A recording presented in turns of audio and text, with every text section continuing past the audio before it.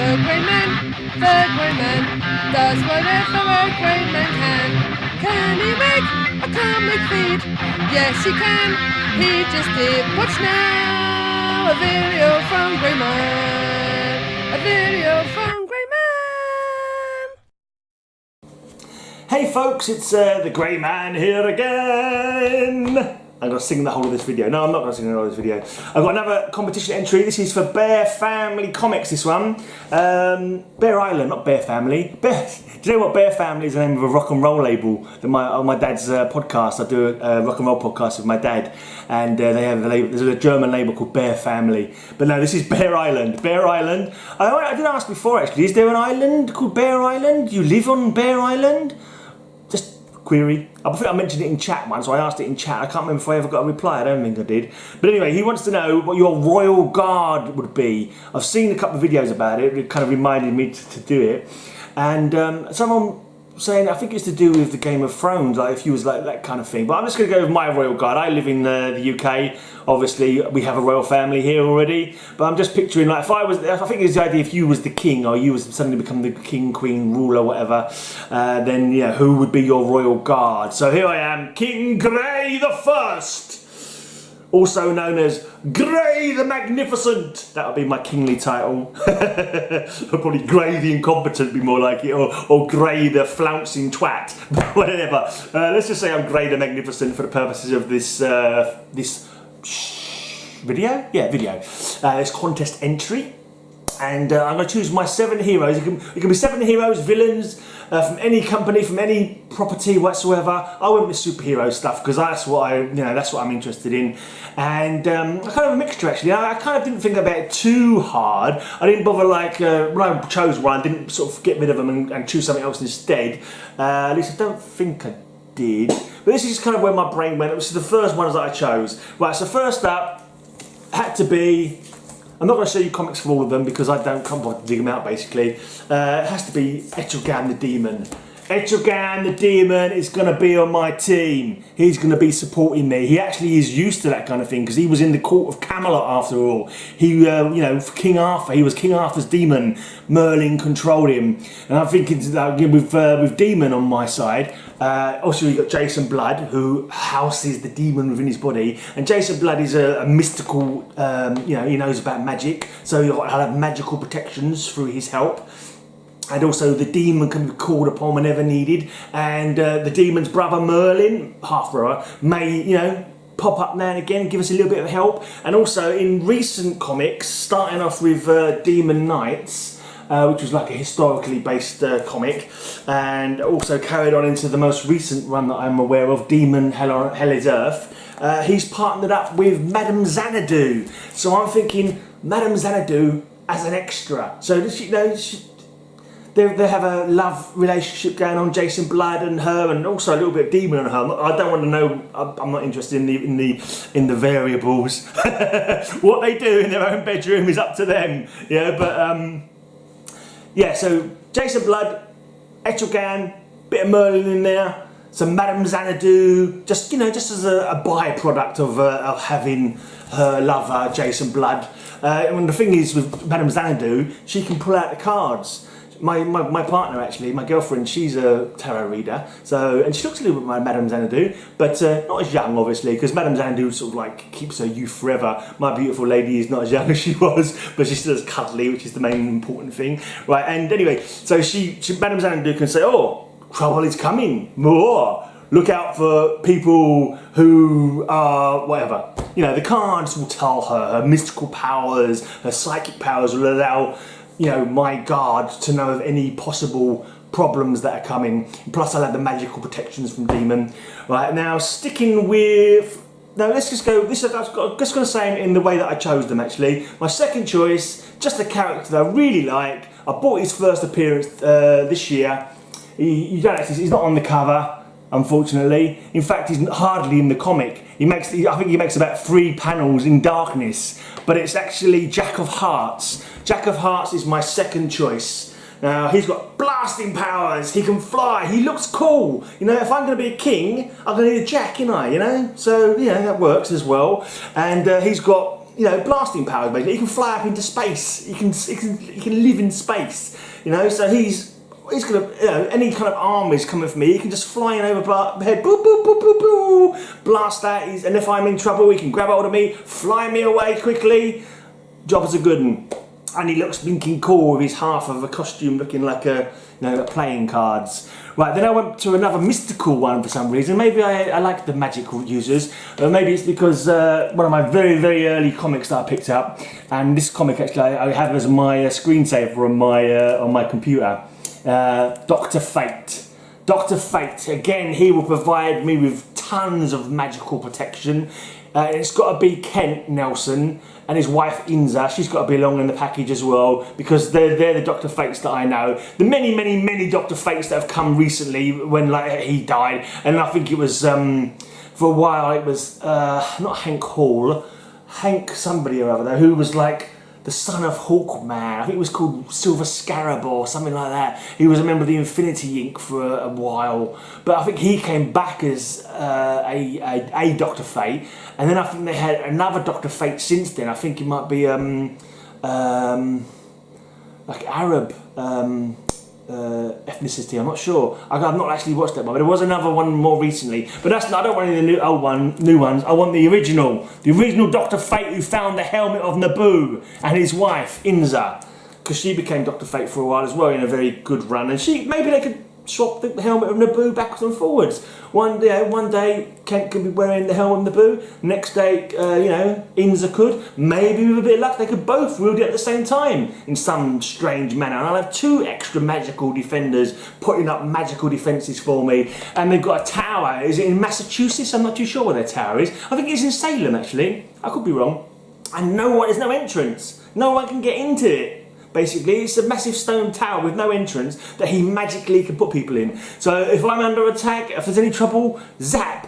He sends me to the his magical tower that no one can get into, and I should be pretty safe in there, basically. It's all about safety, because some reason, I can't imagine it's going to happen, but some reason, I may have enemies. Grey, the Magnificent, may have enemies. It seems unlikely because I'm so lovable, but you know, it's possible. Let's just go with the possibility of it. Another thing I was going to mention, I've mentioned it before about Dr. Fate. It's amazing how your memory plays you out. I always thought that Dr. Fate, in this comic when I first read him, all his blasts looked like anks. Like yellow anks flying out of his hands. That's the shape that his magic took. And another anks-shaped shield. But it's not in that comic. And I thought, I had memories of it being in that comic, but it's not. I must have seen it in a comic at some point, him doing that. I always like that look about him, but it's not in there. It just goes to show how my memory is playing me up. Right, then I was thinking technology. Right, I've got the magic side all catered for now. I'm protected from that. You know, anybody who wants to come and attack me, Mordru or Dormammu or Wotan or any of the other magical misfits of the world, Eclipso. Yeah, hopefully I'll be protected from all of these people. I need a little bit of technology. And I was thinking, Iron Man? Too easy. And I thought, who's really good with technology? And I went with Forge. Forge the he kind of like has been an X-Man, but doesn't really do an awful lot of X-Man in. But there's a little picture of him here on my laptop. I have got him in it. I can't know if you see him there. You can see him there, yeah. I have got comics with him in it, but I couldn't bother to dig them out. But he's not actually been in the comics an awful lot that I remember seeing him. He only ever made a bit part. It was never like a full-time X-Man I ever saw. According to this, he was in the Gold Team. He has been in the X-Force and in X-Factor, but I only ever saw him sort of popping up every now and again with his bionic leg. But he's got an ability of, let's just see if I can see how it's mentioned here. Is a mutant with an unusual talent for inventing mechanical devices. Forge has explained that he was an intuitive genius and it was as natural as breathing for him. So he can set out all my defences, all my, surveillance if I need it, that kind of thing. He can, people won't be able to attack me, really. He can build me a suit of armour. If Iron Man could build a suit of armour, I don't know why he doesn't have a suit of armour. I mean, he can easily make a suit of armour and all manner of weapons, and all the rest of my Royal Guard, if they need them, could be wielding these weapons. And, he can have X-rays, detect any danger, that kind of thing, so no one can come in with weapons to shoot me or anything like that. Not that anyone's going to want to, because I'll be magnificent and everyone will love me. But yeah, that's it. Forge is on the team for his mechanical and scientific genius. And this kind of pairs in. I'm going to do them out of order because this kind of pairs in with another one that I've chosen actually, Machine Smith. Let me see if I can find you a picture of him. Basically, I have got comics of him in it fighting Captain America. Basically, he's able to create robots.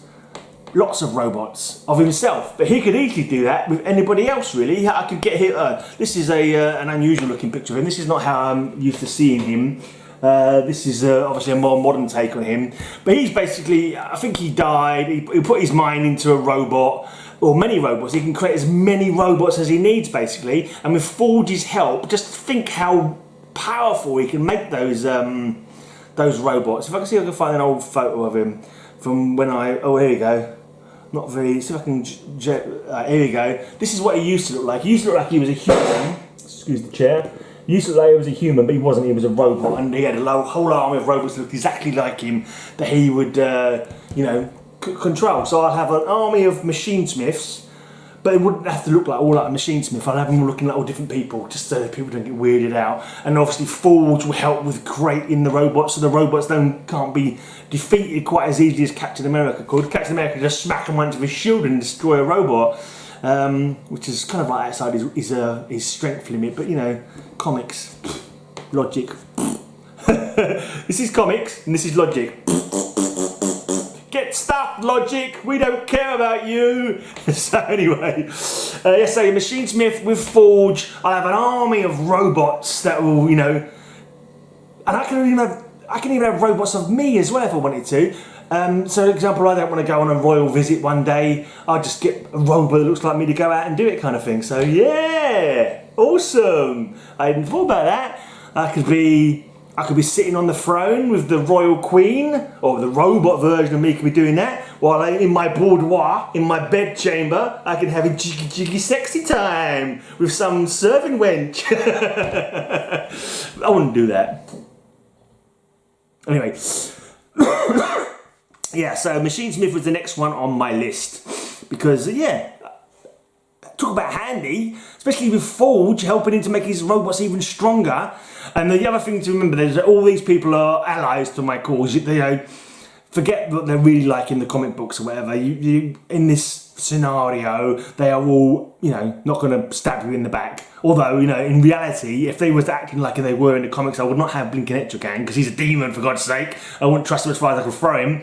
And I also wouldn't have, obviously, Machine Smith. Because, oh, and I wanted to say as well, Sam I Am did a contest entry where he chose Madrox. And he was saying, oh, I can't believe all you people are only having 7. I've got Madrox. He could be another, however many, huge number it was. And I thought, yeah, I like that idea, but I think I'm going to trump that by choosing Machine Smith. Because, you know, if his robot duplicates get killed, nobody cares. Well, obviously the royal coffers might take a hit. We might have to build some more. But, you know, it's better than loads of versions of Madrox getting killed. Right, and next up I'm going to go with Captain Marvel. But which Captain Marvel, I hear you ask? And the answer is Monica Rambeau. She's the Captain Marvel that I've chosen because her powers are useful, very useful. She can go anywhere, speed of light. She can turn into a beam of light and she can, you know, put messages around to people that I need to put messages out to. She can scope out situations, like if I'm being attacked, there's an army coming, she can go and can't be harmed. At a pinch, I think she could turn into a beam of radiation and just fly through blinking enemy troops. I mean, she may not want to do that because she's a hero. So, you know, maybe not super heavy radiation, but enough to make him feel sick, you know, and get him to bugger off, basically. So, yeah, she will be extremely handy because, you know, she can just turn herself into beams of light and energy. Let me just get you a picture of her. You probably know what she looks like anyway. She's quite a well-known character. Monica Rambeau. Yeah, it was very necessary for me to sing that bit because, you know, I hadn't sung for like 5 minutes. Right, here we go, there's a little bit of Monica. That's not how I remember her particularly. This is a more up-to-date version of her costume. She looked really cool when she first came up. I can't be sure she came in the 70s or the 80s. Let's have a look. 82 was her first appearance. Amazing Spider-Man Annual. I nearly bought that, but someone was asking 20 quid for it. I never bought it. I kind of wish I had now before she appeared in the Captain Marvel movie.